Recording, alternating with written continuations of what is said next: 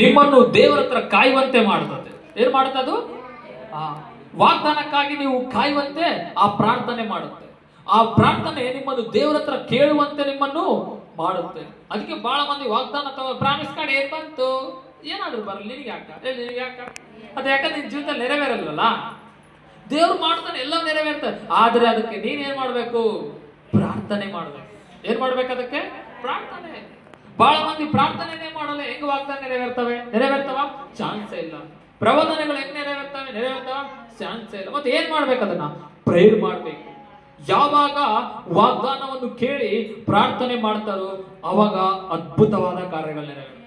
ಏನ್ ನೆರವೇರ್ತವಾಗ? ಅದ್ಭುತ ಕಾರ್ಯಗಳು ನೆರವೇರ್ತವೆ.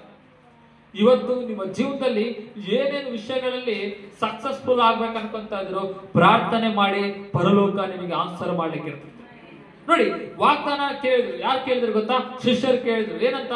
ತಂದೆಯಿಂದ ಕೇಳಿದ ಯೇಸ್ವಾಮಿ ಶಿಷ್ಯರು ಕೇಳಿದ, ತಂದೆಯಿಂದ ಕೇಳಿದ ವಾಗ್ದಾನಕ್ಕಾಗಿ, ನನ್ನಿಂದ ಕೇಳಿದ ಮಾತುಗಳಿಗಾಗಿ ನೀವು ಯೆರೂಸಲೇಮಿನಲ್ಲಿ ಕಾಯ್ಕೊಂಡಿದ್ದರೆ ಏನ್ ಬರ್ತಾವ ಅಂತ ಹೇಳಿದ್ರು? ಆ ವಾಗ್ದಾನ ನಿಮಗೆ ಬರುತ್ತೆ ಅಂತ ಹೇಳಿದ್ರು. ನೋಡಿ, ಅವ್ರು ಹೋಗಿ ಕಾಯ್ಲಿಲ್ಲ, ಅವ್ರು ಹೋಗಿ ಹರಟೆ ಹೊಡ್ಲಿಲ್ಲ, ಅವ್ರು ಹೋಗಿ ನಿದ್ದೆ ಮಾಡ್ಲಿಲ್ಲ, ಅವ್ರು ಹೋಗಿ ಇನ್ನೊಂದು ಮಾಡ್ಲಿಲ್ಲ. ಹಲ್ಲೆಲೂಯಾ! ಎಷ್ಟು ಮಂದಿಗೆ ಅರ್ಥ ಆಗ್ತದೆ? ಅವ್ರು ಹೋಗಿ ನಿದ್ದೆ ಮಾಡ್ಲಿಲ್ಲ, ಅವ್ರು ಹೋಗಿ ಕುತ್ಕೊಳ್ಳಿಲ್ಲ, ಅವ್ರು ಹೋಗಿ ಇನ್ನೊಂದು ಮಾಡ್ಲಿಲ್ಲ. ಅವ್ರು ಹೋಗಿ ಏನ್ ಮಾಡಿದ್ರು ಗೊತ್ತಾ? ಮೇಲಂತಸ್ತಿನಲ್ಲಿ ಏನ್ ಮಾಡಿದ್ರು ಗೊತ್ತಾ? 120 ಮಂದಿ ಸೇರಿ ಒಂದೇ ಸಾರಿ ಏನ್ ಮಾಡಿದ್ರಂತೆ ಗೊತ್ತಾ? ಪ್ರಾರ್ಥನೆ ಮಾಡಿದ್ರಂತೆ. 120 ಮಂದಿ ಏನ್ ಮಾಡಿದ್ರು? ಅವರು ಪ್ರಾರ್ಥನೆ ಮಾಡಿದ್ರಂತೆ. ಯಾವಾಗ ಅವರು ಪ್ರಾರ್ಥನೆ ಮಾಡಿದರು, ಗಾಳಿ ಬೀಸುತ್ತೋ ಎಂಬಂತೆ ಪರಲೋಕದಿಂದ ಒಂದು ದೊಡ್ಡ ಶಕ್ತಿ ಅವರನ್ನು ಆವರಿಸಿಕೊಳ್ಳಿತು. ಪರಲೋಕದಿಂದ ಒಂದು ದೊಡ್ಡ ಫಲ ಅವರನ್ನು ಆವರಿಸಿಕೊಳ್ಳಿತು. ಪರಲೋಕದಿಂದ ಪರಿಶುದ್ಧಾತ್ಮನ ಬೆಂಕಿ ಅವರನ್ನು ಆವರಿಸಿಕೊಳ್ಳಿತು. ಒಬ್ಬೊಬ್ಬರ ಮೇಲೆ ಆ ಬೆಂಕಿಯ ನಾಲಿಗೆಗಳು ಬಂದು ಏನಾಯ್ತು? ಅವರ ಮೇಲೆ ಕೂತುಕೊಂಡುವಂತೆ. ಹಲ್ಲೆಲೂಯಾ! ನೋಡಿ, ಪ್ರಾರ್ಥನೆಗೆ ಅಷ್ಟೊಂದು ಶಕ್ತಿ ಇದೆ, ಪ್ರಾರ್ಥನೆಗೆ ಅಷ್ಟೊಂದು ಬಲ ಇದೆ. ಯಾರು ನಿದ್ದೆ ಮಾಡಂತ್ರ ದೇವ್ರು ಬರಲ್ಲ, ಕೂತ್ಕೊಂಡ್ರ ಹತ್ರ ದೇವರು ಬರಲ್ಲ, ಹರಟೆ ಹೊಡೆದ್ರ ದೇವ್ರು ಬರಲ್ಲ, ಇನ್ನೊಂದ್ರಲ್ಲಿ ಬಿಸಿ ಆದ್ರ ದೇವ್ರು ಬರಲ್ಲ. ಪ್ರಾರ್ಥನೆ ಯಾರು ಮಾಡ್ತಾರೋ ಅವರ ಬಳಿಗೆ ಹಾಗೆ ತಕ್ಷಣನೇ ಬಂದ್ಬಿಡ್ತಾನೆ ದೇವರು. ಹೇಗೆ ಬರ್ತಾನೆ ದೇವರು? ತಕ್ಷಣನೇ ಬರ್ತಾನೆ. ಪ್ರಾರ್ಥನೆ ಮಾಡೋರ ಬಳಿಗೆ ದೇವರು ತಕ್ಷಣನೇ ಬರ್ತಾನೆ. ಯಾಕೆಂದ್ರೆ ಪ್ರಾರ್ಥನೆ ಮಾಡೋರಂದ್ರೆ ದೇವರಿಗೆ ಅಷ್ಟೊಂದು ಇಷ್ಟ.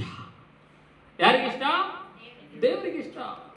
ಯಾಕಂದ್ರೆ ಪ್ರಾರ್ಥನೆ ಮಾಡೋರು ಅವರು ಸೋಂಬೇರಿಗಳಾಗಿರಲ್ಲ. ಏನಾಗಿರಲ್ಲ ಅವರು?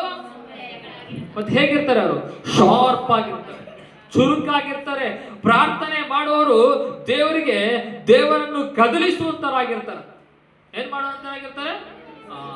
ದೇವ್ರನ್ನ ಆ ಪರಿಸ್ಥಿತಿಗಳಲ್ಲಿ ಎಂಟ್ರಿ ಆಗುವಂತೆ ಮಾಡ್ತಾರೆ ದೇವರು.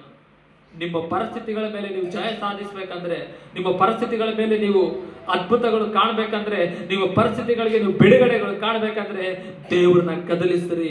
ಹೇಗೆ ಕದಲಿಸ್ಬೇಕು ಗೊತ್ತಾ? ಪ್ರಾರ್ಥನೆ ಮುಖಾಂತರ ಕದಲಿಸ್ರಿ. ಪ್ರಾರ್ಥನೆ ಅಂದ್ರೆ ಏನಿಲ್ಲ, ನೀವು ಬೇಡಿಕೊಳ್ಳ್ರಿ, ಆತನು ನಿಮಗೆ ಅನುಗ್ರಹಿಸ್ತಾನೆ. ನೀವು ಬೇಡಿಕೊಂಡಿದ್ದನ್ನು ಎದುರು ನೋಡಿ ನಿಮಗೆ ಬ್ರೇಕ್ ಥ್ರೂಗಳು ಮಾಡ್ತಾನೆ. ಎಷ್ಟು ಮಂದಿ ತಗೋಬೇಕು ಅನ್ಕೊತಾರೆ? ಅದಕ್ಕೆ ಏನ್ ಮಾಡ್ಬೇಕು ನಾವೆಲ್ಲ? ಪ್ರಾರ್ಥನೆ. ಪ್ರಾರ್ಥನೆ ಮಾಡ್ಬೇಕಂತ. ಯಾವ್ದಕ್ಕೋಸ್ಕರ? ವಾಗ್ದಾನಗಳು. ಎಷ್ಟೊಂದು ವಾಗ್ದಾನ ನೀವು ನೋಡಿ. ಐಶ್ವರ್ಯವಂತರಾಗುವಂತ ವಾಗ್ದಾನ ಇದೆ, ಸಾಲ ಕೊಡ್ತಿರಂತ ವಾಗ್ದಾನ ಇದೆ, ನಿಮ್ಮ ಊರಲ್ಲಿ ನೀವು ಅಡಿವೆಯಲ್ಲಿ ನಿಮಗೆ ಶುಭ ಆಗುತ್ತಂತ ವಾಗ್ದಾನ ಇದೆ. ಎಷ್ಟೊಂದು ವಾಗ್ದಾನ. ಎಲ್ಲ ವಾಗ್ದಾನಗಳು ನಿಮ್ಮ ಲೈಫಲ್ಲಿ ನೆರವೇರ್ಬೇಕಂದ್ರೆ ಪ್ರಾರ್ಥನೆಯನ್ನು ಮಾಡ್ರಿ. ಏನ್ ಮಾಡ್ರಿ ನೀವು? ಪ್ರಾರ್ಥನೆ. ನಿಮ್ಮ ಲೈಫ್ ಇದ್ದಾಗಿರಲ್ಲ, ಸಕ್ಸಸ್ಫುಲ್ ಆಗಿ ಸಾಗುತ್ತೆ. ಓಕೆನಾ? ಎಷ್ಟು ಮಂದಿ ಪ್ರಾರ್ಥನೆ ಮಾಡ್ಬೇಕು ಅನ್ಕೊಂತ ಇದ್ದೀರಾ? ಮಾಡ್ತೀರಾ? ಮತ್ತೆ ನೀವು ಪ್ರಾರ್ಥನೆ ಮಾಡಿ ನೋಡಿ, ನಿಮ್ಮ ಲೈಫ್ ಇದ್ದ ಹಾಗಿರಲ್ಲ, ಎಲ್ಲ ಚೇಂಜ್ ಆಗುತ್ತೆ.